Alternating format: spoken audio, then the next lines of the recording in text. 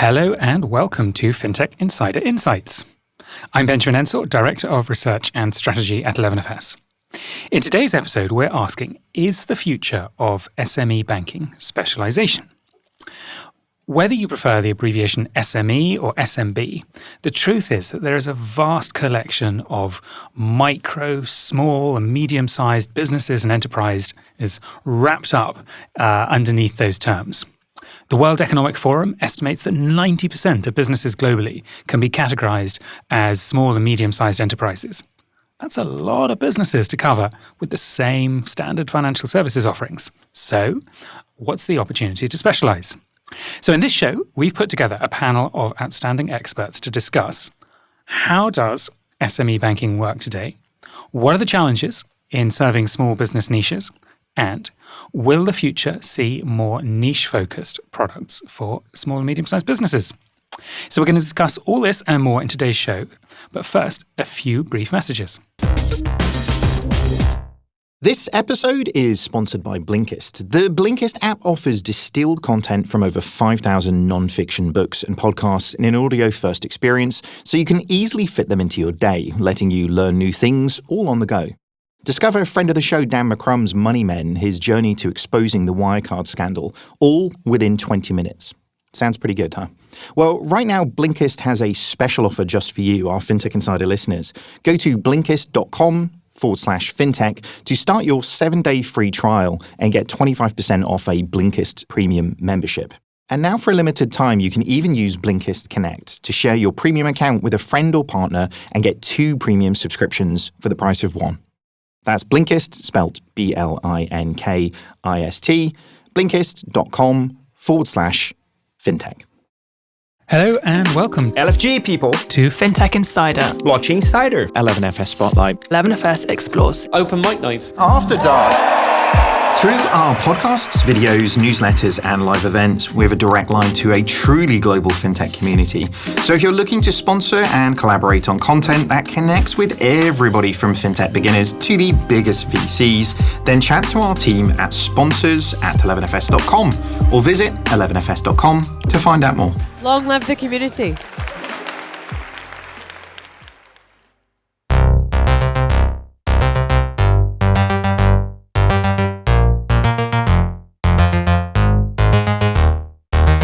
Okay, let's get started. As always, I'm joined by a panel of esteemed and insightful guests who are going to shed a lot of light on this topic.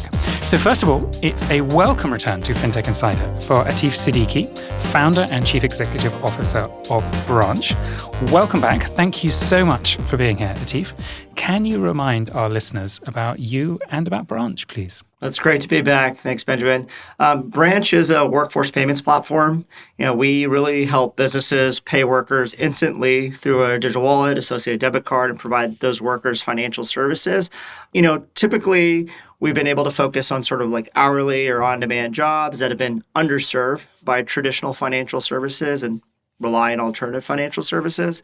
I think for this conversation, what's really going to be great is to talk about, SMEs we serve as employers and how we provide them services, as well as, in the workforce side, emerging SME markets like independent contractors, 1099 workers, solopreneurs and their needs. Fantastic. Welcome. We have a Fintech Insider debut for Peter Beckman, Chief Executive Officer of Treyd. Welcome, Peter. What should our audience know about you and about Treyd? Thank you. Well, they should know what Treyd does is we help merchant brands sell first and pay suppliers later, very simply put. So it's a new type of working capital financing, supplier invoice financing, if you will. So we help sort of merchant brands. So it could be an apparel brand or a headphones brand or a bicycle brand that don't do their own manufacturing. And those types of companies almost always pay their suppliers in advance, often months before getting the product. And that's obviously a very big problem. And that's what we do. Excellent. Thank you and welcome. And then finally, it's another welcome return to Fintech Insider for Lara Gilman, who is head of new ventures at Iwoca. Welcome back, Lara. You were last on the podcast in 2019, so I imagine a few things have changed. Can you tell our newer listeners a little bit about you and your role at Iwoca, please? Yeah, absolutely. So it's quite a fancy title, but I would say that my day-to-day job is on one of our products, Iwoca Pay. But taking a step back, Iwoca, which actually stands for Instant Working Capital, we have been in the market since 2012, and we offer accessible loans to small businesses in the UK and in Germany. And kind of off the back of our tech and lending stack, we launched a new product, which is similar to Treyd, in that we are looking also at contextual lending for businesses who want to offer payment terms. So we work in the UK. The product Iwoca Pay that I basically spend my whole time on is really around allowing businesses to offer payment terms to their customers. 2012. So that means you're not a startup anymore. So congratulations, but you definitely can't count as a startup. You're part of the old guard now. I know. It's amazing how fast that happens. Well, wonderful. Thank you all. Welcome. Okay, so let's dive in, and I think where we want to start is just thinking about sort of how the industry kind of got to this point. How the sort of banking and financial services industry got to this point of sort of having lots of sort of underserved needs, as you were saying in some of your introductions. Is the opportunity for fintech, the opportunities that companies like yours have seized, does that come out of the sort of the failure, perhaps, of big banks to serve this market effectively? Peter, perhaps I'll come to you first on this. Is the opportunity created by the sort of failure of existing banks and other lenders to meet the needs of small and medium-sized businesses? To some extent, yes. Everybody's seen, I think, large incumbent banks really leaving the SME segment in terms of credit. It's not the comfortable segment for them. It's a challenging fit, and that has been happening for the past 25, 30 years, I think.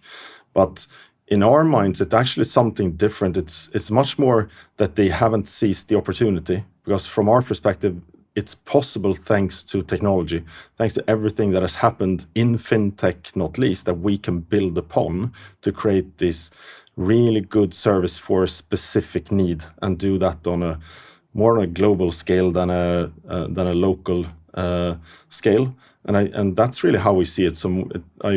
We don't really like to sort of bash on banks too much. Fundamentally, we think all our customers have banks, but none of them have a bank that provides what we do, so I think that's the bigger picture here. Actually, is the enabling.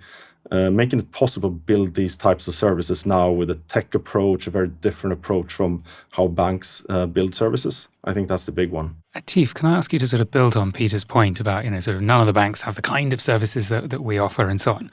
What are some of the services that small businesses and medium-sized businesses need? What are some of the sort of essential services that they need, regardless of who they're provided for? What are some of the core things that many or most smaller businesses need? I think first and foremost, need to be cost effective, right? At the end of the day, like make sure that their needs, are they're more cost sensitive in certain cases.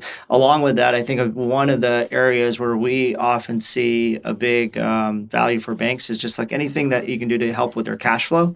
Right. So obviously, Peter and Lara understand that very well. It's like that's their lifeblood of business. They want to reinvest that money back in so they can continue to grow. And some of the ancillary things are also just like ease of use and the ability to kind of grow with them and help them scale. Right. So I think everybody's ambition as an SME is to continue to grow and be a bigger, organization someday. And so having that in mind and making sure that any provider can grow with them is really important. Thank you.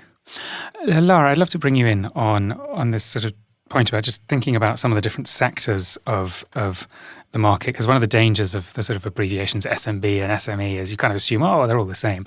But of course, actually, there's a range of companies that are just one person, sort of freelancers almost, all the way up to companies of maybe 250 employees. You've got a lot of variety in that. How do you sort of see that market and think about some of the sort of opportunities for specialisation within that? Yeah, it's an excellent question. And I'd actually say that you've kind of hit the nail, probably also why it's hard for banks. I would argue the SMB market is such a three-dimensional problem that then you take a step where banks are also managing multiple asset classes with huge books, and they have to make prioritization calls.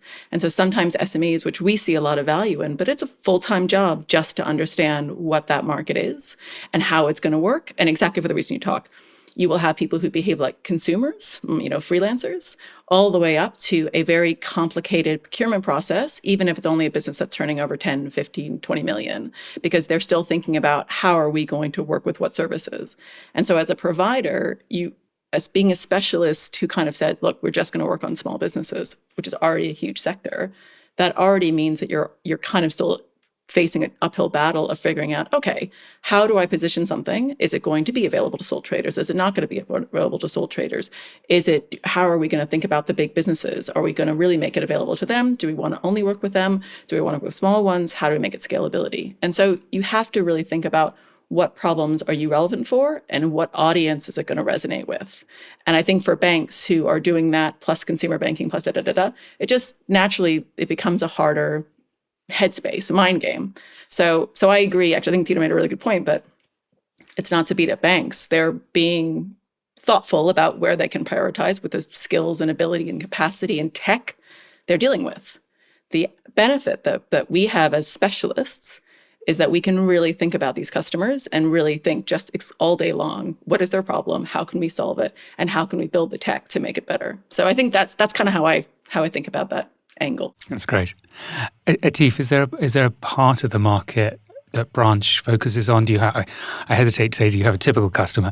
But is there a sort of segment or part of the market that you find is particularly receptive to your services or that you're particularly focused on? Yeah, I think, we serve SMEs in two ways. One is, on the employer side, we work with employers that really are looking to improve cash flow, specifically around worker payments. They want to pay workers faster. They're looking for a cost-effective way to do that without impacting their cash flow. And so, we work with a lot of companies that employ 1099 workers, and we can accelerate those payments. Just for our listeners who are not in the States, what is a 1099 worker? It sounds like someone who earns $10.99 an hour, but that's probably wrong, right? I remember this got brought up last time I was on the podcast.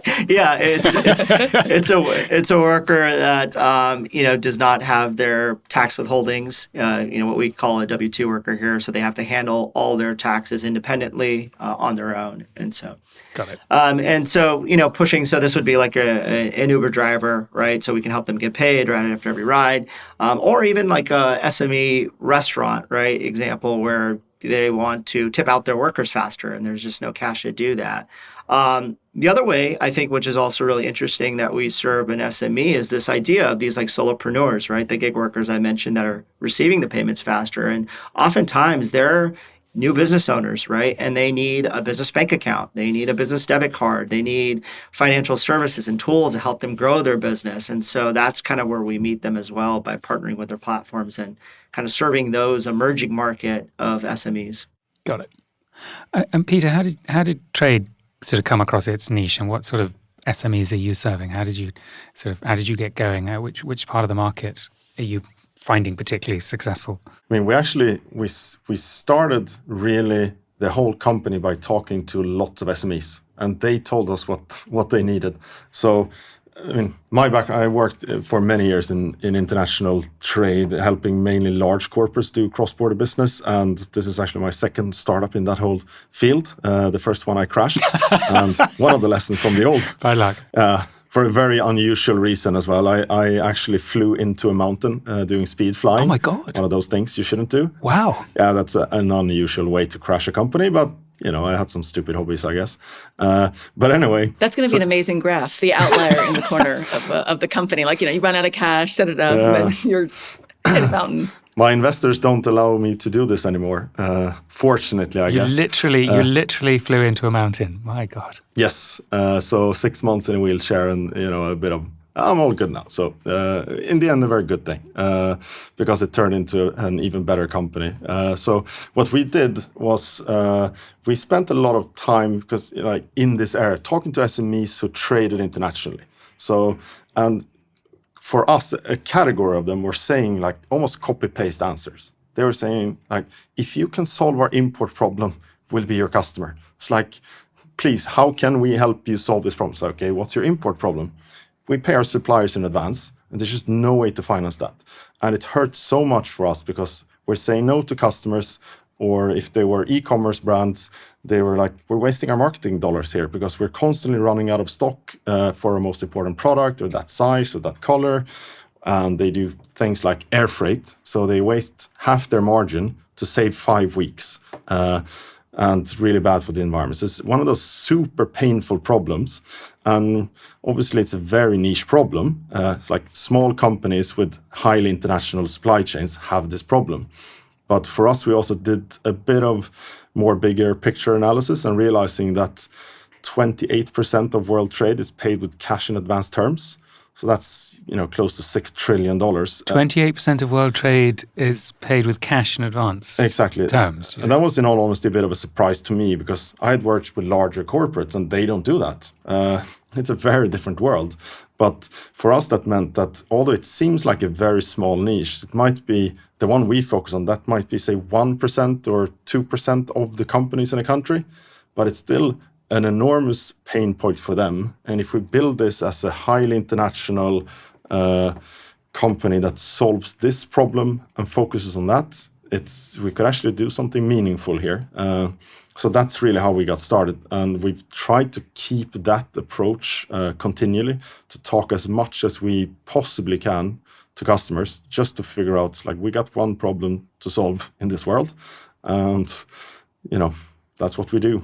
So learning from customers, very straightforward. It's so interesting you say that, and just to butt in, because it really resonates with how actually Iwoca Pay, we don't do the international, but we do it locally. And it was an interesting kind of similar dynamic that we actually, our flagship product is a flexi loan, which is basically an alternative to an overdraft. Actually, we're one of the biggest suppliers in the UK with that particular product. But we were noticing that why people were using it was to pay a supplier or cover an invoice. And it was, again, that cash flow back in the local context that was a real problem. And digging into that and talking to customers, it was kind of a similar pain point in that what was happening was, people were sort of saying, well, I'm basically giving terms to my customer, acting like a bank, and I'm hoping they're going to pay me back, but I need the cash flow to cover the gap. And we're like, well, this is ridiculous. Like, if you need a loan, why do you have to leave this journey, go out and find it, figure out what it is, come back and pay your supplier? Like, why can't it all be in the same place? Why do we need to find different products out of context to make that decision? And so kind of that's where we started doing Iwoca Pay. So yeah, I know we're sort of in slightly different spaces, but it really resonates as a very similar kind of pain point that comes through. Is like, how can you make this one problem go away? And you're like, okay, yes, what tech can we build to do that? So that's really cool. I agree. It's curious. I mean, the fun thing about those niche problem solving things as well is, it's obviously really hard if you're a large bank to solve that one little niche because there are thousands of those little niches. But the reaction from customers when it's a big pain point, we had one actually brought their marketing agency when we were super early, to a meeting with us because they were so pissed off they didn't find it earlier, which is a really curious thing. And obviously you don't want to say, we've only been doing this for a couple of months. Doesn't sound very credible, I guess. So it was more like, thank you, we'll talk to them. Yeah, sorry, off topic. No, this is good. This is great because this is what you're talking about. Really, is how your business is really focused on your customers, how you understood what the problems they had were, and then how you set about trying to solve some of those problems. And that's actually where we wanted to go next. Is to think about some of the sort of challenges and opportunities in specializing. But also, Lara, in talking, you sort of made this really interesting point about, well, if you're an SME and you're trying to run your business, you don't want to have to sort of keep going off here, there, and everywhere to find lots of different specialist services because that gets quite difficult. Are we going to see more specialization? What's making it hard to get more sort of specialist products, right? We have all these different sectors, all these different niches in small businesses. We've talked about, huge variety of importers, gig workers, and so on. Atif, I'm going to throw this really hard question at you. How difficult is it to start creating lots of specialist products for different types of micro or small business? I think for us, it's less about kind of, the industries that we can serve more around, are there similar pain points, right, among customer bases? And that's how we look at it. It's not necessarily a size scale. It's more, this pain point is very similar in this industry than it is to another. And so we can kind of use our same use case across that.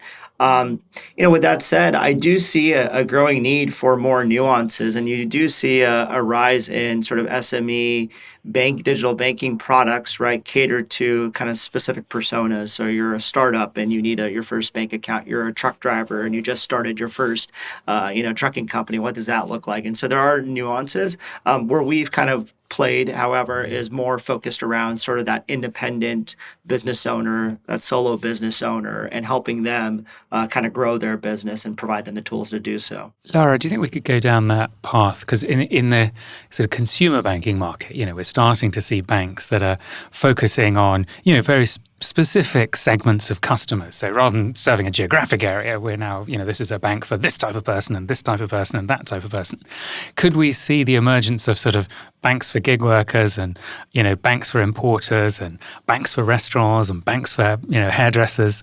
How far does this go? I think like all good problems, it depends on the depth of the market, but also depends on sort of systemic readiness. And I think one of the things that we know, is that consumers are just further along in the digital adoption journey than SMEs. I think something like, it was like more than 90% of consumers in the UK are using online banking, whereas I think now still 80% are using online banking of SMEs. So there's just a little bit of a lag. So I think consumer behavior is probably a little bit of a bellwether of what's to come with SMEs. And certainly, while payment terms and trade credit have been around a very, very long time, it's fascinating that the B2B version of that is only just getting started, whereas we've all seen what happened with kind of buy now, pay later consumer that's exploded and probably having a little bit of a reflective moment right now, but the concept of that innovation certainly, influence what's probably happening in the B2B space in kind of a positive way. But I think you, rather than sort of say that, I think will you see hairdressing banks? Maybe, but I think we're early on, just because where users are in their own journey of adoption and where our understanding is about their needs and the complexity of their needs. Yeah, to add on to that, I think one of the areas that we look at is, debit card usage, right? And so a lot of SMEs, or 70% of them, are still using their consumer debit card and credit card to operate their business, right? So they even haven't made that basic kind of step in that direction. So, Peter, I'm going to ask you a question with your CEO hat on. Does focus, so it's great to find sort of product market fit and find a niche that your customers love, and that's fantastic. But then it potentially leaves your business exposed because you're really, really good at one thing. And if something changes in the market about that one thing, suddenly you find yourself in trouble. So how do you think about that as a chief executive? I mean, product market fit, great, but if we've only got one product, does that leave you vulnerable? Yes, to some extent it does. Of course, I mean, we serve relatively small, typically, you could call it retail sector, if you will. And as we all know, the retail sector in the UK, as well as in our first market in Sweden, is really in a terrible shape. And that obviously hurts quite a lot because we're straight in the middle of the worst performing sector, fundamentally, with the post-COVID effect, consumers not spending so much on buying things. So it creates more volatility in that sense, for sure. And I guess if you have only one leg to stand on as a product, you might be more vulnerable. But you also have quite a few advantages because it's going to be fairly hard for someone else to beat you at that one thing that your entire world circles around. And I think if you and I think that's the way to think of specialization, not only in sort of types of businesses, but it's already happening. Is who's going to beat Stripe or Klarna for getting paid for businesses, for example, right? I think it's much more of specialization is happening, and I think it's going to be much bigger for B2B finance or B2B banking than it is for consumer banking, actually, because of all these very particular, hard to crack use cases. How do you deal with VAT in your payments platform? It's really hard. And if you do that well and integrate well, so think more of it as sort of like ecosystem banking, if you want to have an invented term for it. I think that's really what's happening also, not only sort of specializing on like the Treyd bank and the hairdresser bank, but rather just this tech and product specialization. And it makes sense for all of them to play well with other similar service or other banks, etc. So that's really how I see that happening. And that, to some extent, also, I think gives you protection a little bit. Because, network effects, all that usual. Absolutely right. And I think what's interesting coming from the perspective of Iwoca, I've been around for a decade, a bit, that what we are starting to do now is that you kind of when you build your first product, you're effectively also building your infrastructure. And what we're finding now is to sort of say, okay, we have this flagship product and we love it and it serves businesses and it has high product market fit and we can keep improving it. But what else can we do this infrastructure? And that's when we start to say things like, okay, we're going to have open lending because we want to embed with partners. Okay, we want to build out Iwoca Pay because we want to go into solve this payment problem for our customers in the UK. Okay, we also want to start looking at RBL, but we're actually relying on our tech stack and are relying on our lending stack and relying on our risk stack. But that took a while to build. So I think absolutely, had we done it the other way around and not started very focused on this one product and not taken the time to build the infrastructure in the way that we want it to be flexible, knowing we'd want to do other things in future, I think that would have been too much. So I think we really focus on one problem and now have the legs to start to experiment with new products. But I'd also say that absolutely, even in that journey, it takes iteration and how to think about introducing those new products because they're hard and they are three-dimensional and they're new. And so I think it's also a question of development. Atif, I'd love to hear your view on this sort of question of specialisation and the kind of conversations you're having with either of your investors or your teams about, to what extent you diversify and sort of spread your bets and to what extent you sort of double down on the stuff you're really good at. Yeah, I think Lara nailed it where, you're solving a problem in a specific market and you've kind of built out this infrastructure layer that's very horizontal now, right? And so what can you kind of take into other markets and replicate to solve similar problems and challenges? So I'll give you an example. When we founded our digital tips product, it was mainly around SMEs in the restaurant space, right? Serving their needs, helping them tip out their workers. Since we built sort of that stack and that layer, we realized we can take it to salons, which also had a similar problem, or hospitality locations, right? And so we've kind of expanded the market opportunity with the same sort of horizontal approach there. With that said, I think one of the things that's important too, though, is more so less maybe a product diversification, but also a diversification of revenue models, right? We see this a lot where one revenue model in one market might not work in another market, especially as you move geographies and move international. And so just being kind of diversified there, I think, is really important to build just a durable business. I've got one last question for all three of you, just quickly. So particularly perhaps for listeners who are thinking about moving into this market themselves and so on. How important is it that you've experienced what it's like to be one of your customers, right? If you're going to serve small businesses well or micro businesses, does it help to have done that yourselves or have people on your team? So if you're trying to serve gig workers, is it important that someone on your team has been a gig worker or somebody's been an importer? Or is that an important makeup of your teams? Is that something you try and get? Is people who've been there and done it as your customer? And maybe I'll throw that to Lara first, and then. Yeah, it's a great question. Actually, one of my favorite stories of this comes from Xero. So there's a picture of one of the Xero founders when they first started working, and there's a picture of their CTO at the time, founder CTO, actually with the book Accountancy for Dummies, and so did not come from an accountant background and built this powerhouse of an amazing platform. That's beautiful. Business is beautiful. And I think in that case, that's an anecdote that speaks to the opposite, saying, if you don't know you in this industry, you come out with a fresh perspective. Now, the other important part of this anecdote is that it's really about the high self-awareness. You have to know that you don't know. And therefore, you need to be really open-minded and actively find people and actively get information. And I'd say that's very much like our experience at Iwoca Pay. We are at our heart a lender, and we're really dancing into the payment business. And actually, for us to be able to provide payment terms is really understanding what happens in the payment process. How can we fit in? Where are we not going to fit in? What can our product do? What can't it do? And so for that, we knew that we didn't know. And therefore, we really needed to spend time with users and really needed to throw stuff out in the market and see what worked and go, oh, that's so good. Yes, that's good. Okay, pull it back. And so I think that part of, if you don't live it, it'll be a little bit of a liability, but it might also be a little bit of an asset because you're coming with a fresh perspective. But you need the self-awareness. It'd be very dangerous to do it without the self-awareness that you don't know. Love that. Okay, I said I was going to throw the question to you. Sorry, that wasn't very fast. We're short of time. No, we're short of time. So, no, but it was a great answer. So we're going to take a quick pause here, and we will be back very shortly.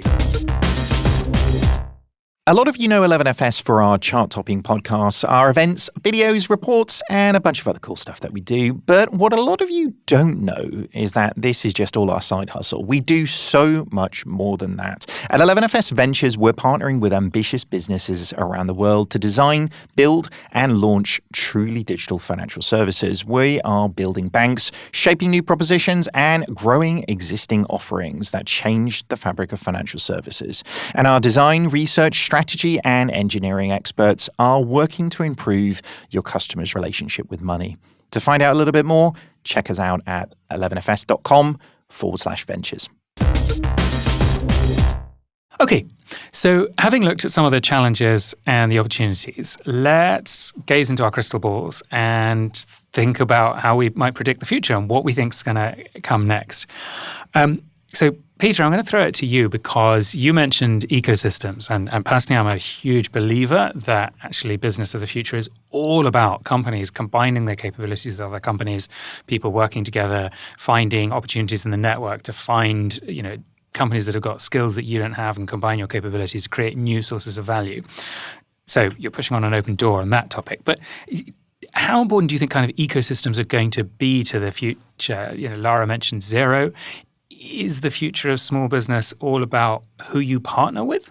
At least as a financial service, yes, I'm strongly convinced that the whole ecosystem angle is really what is going to happen. I think it's more or less unavoidable in the next decade or so. Because, in all of these hundreds or thousands of use cases or niches, it just, you can solve things with tech that you couldn't before, and you won't have to wait for regulation to force a fintech to have an API, right? I thought you said we weren't bashing banks. Like that's how you build. No, it's just like, it's a different mindset of how you build a business. And I think that's just how you do it. You want to integrate, you want to avoid human in the loop. You want your customers to use your service through an API, ideally, and partners to connect, etc. So I just think that it's just so obvious to me that this is what's going to happen, and especially in B2B. In my mind, this is the next wave in fintech is really B2B. The first big wave was really consumer, and now B2B is happening. And it's, again, going to be much more than it was for consumer, because it's a less obvious need for that in the consumer space. You don't have these VAT challenges or it's much less complex in the most consumer use cases than it is in B2B. And therefore, it's just natural, I think. Do you agree, Atif, or do you think Peter's talking nonsense? No, I agree. I think, as Peter mentioned, the first wave consumer, now we're seeing that play out in the B2B side. I think one of the tailwinds, too, that we're seeing from sort of this idea of ecosystem partners playing together is one, just embeddable finance, right? The ability to kind of take one part of your stack and put it into another technology where maybe there's already distribution, maybe there's already high engagement touch points with your end user and your customer. And so that's a lot of what's driving this as well, kind of this idea that being able to embed and watch those ecosystems grow over time. Lara, I believe at Iwoca you've done quite a lot of work with partners and you've been exploring a lot of these things.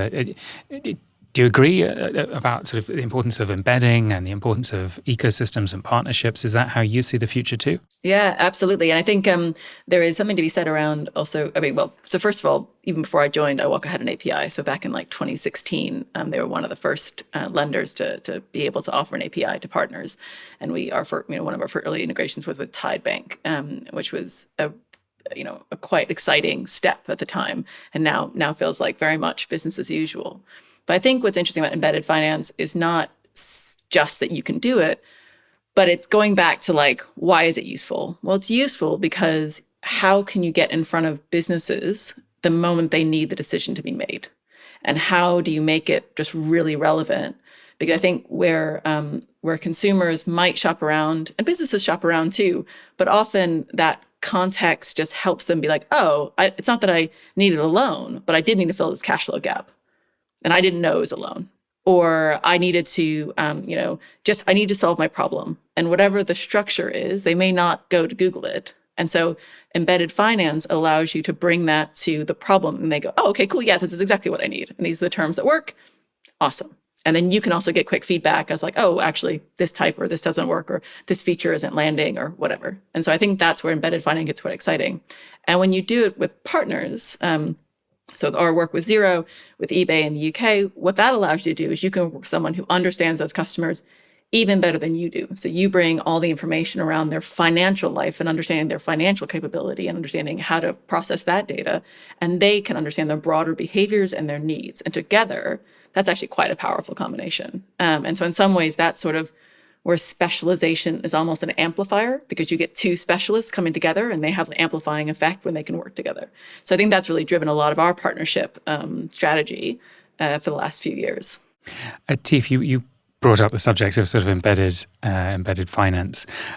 Does that affect your marketing strategy? Are you thinking the way you go to market, is that increasingly about partnerships rather than sort of trying to build your own brand directly? How important is sort of direct to business versus partnerships in your strategy? Yeah, partnerships are a big part of our strategy. We're a B2B2C model, and ultimately a lot of that's driven through partners. A good example of this, a marketplace partner like an Uber. They have over 1 million independent contractors, again, solopreneurs on their system. And so we've been able to integrate with them to onboard these drivers, and in Uber's case, in fact, white label our application, right, for them, so their brand continuity lives on and their drivers understand the experience. And so, there's a lot of flexibility. So, I've took you through not only just our own application, but there's embedded, but there's also a white label kind of branded experience with partners we work with. So if we see more sort of specialization happening and more services being developed for different types of small business, do we end up with maybe some segments of the sort of small business market or micro businesses that sort of end up getting left behind a bit? Peter, this is a bit of an unfair question, but sometimes I think it's the digital businesses that are embracing these new services, and then you kind of have the older small businesses, and they're maybe the ones that are still using paper records and things. So are there segments of the market that maybe get overlooked in this sort of brave new world? There is, I think, an obvious risk for the businesses that don't have the capability to adapt new technology fall behind. If you're able to add new, market channels, for example, just being able to sell online and have a good checkout experience and a good sort of fulfillment experience in logistics, for example, which is not super hard to do, but for a solo entrepreneur, that can be quite a challenge. Then, of course, you have things like Shopify, for example, really solving many of those problems in a simple way. But that shift, I think, is rather dramatic. If you can't do that, you will fall behind. We had a fun conversation with one, for us, a rather unusual customer. They were doing these sort of hydraulic engines for excavators. Very, very niche, let's say. A fairly old guy, not super techy. And he actually called one day. It's like, I tested putting ads on Facebook. And I was like, can you actually sell these hydraulic engines? And it's like, the phone just keeps ringing. So it's not that big a hurdle anymore. But I think if you're not willing to try, others will be there. And that's just like business is becoming digital in every sort of facet. Yeah, I think, on the profitability segment, I think it comes down to two big things, right? It's can you acquire the customer efficiently? Do you have some distribution advantage? Can you properly assess risk efficiently? Do you have some unique data to mitigate risk, right? So if you look at a company like, at least in the States, like Intuit, right? They have tons of SMEs on their platform. So they can get their new products and services in front of them at a very low cost. And then, in terms of interesting data, they have a lot on that too, to give sort of like a holistic picture of this SME. They have financial data, they have payroll data. And so they can provide them potentially a better experience from a financial standpoint than an SME can find on the open market, right? Okay, I want to bring you all back onto the original question. So sort of a minute each on the original question of, is the future of small business banking going to be more specialised? In the future, are we going to see small business services that are much more specialised than what we have today? Yes or no? Yes. We're such an early stage of understanding the range of small business needs. and therefore an early stage of being able to develop the products and services that are really going to help them grow and develop. And so I'd say yes. I think whether it's specialists or a group or one person who develops multiple specialties, that's to be determined. Peter?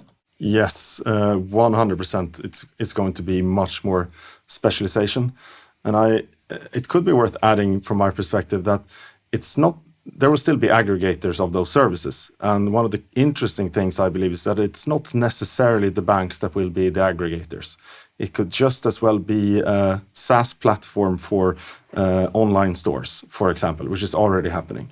And I think that's another important aspect of this, that aggregating financial services, which is fundamentally what large banks do, might happen other places. And Atif? Yes, I think so. I think I've highlighted here a lot of as new SMEs come to the market, right? You uncover new pain points, new needs, and problems to solve, and so companies will be out there specializing and attacking those head on. Well, tempted as I am to disagree with my esteemed guests, I'm in violent agreement with all three of you that that the future is going to be much more specialised services delivered, probably increasingly through partners. I completely agree with your point, Peter, about SaaS platforms and other platforms that are coming in and providing a whole range of services to small businesses.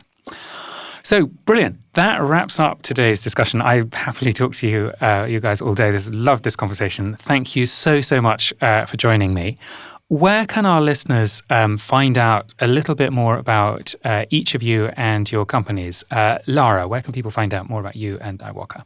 So I'd say the best place, of course, you can go to Iwoca Pay to check out that particular product, but I would probably go check out Iwoca on LinkedIn. You'll hear about all of our products and services there, and you'll find me there as well.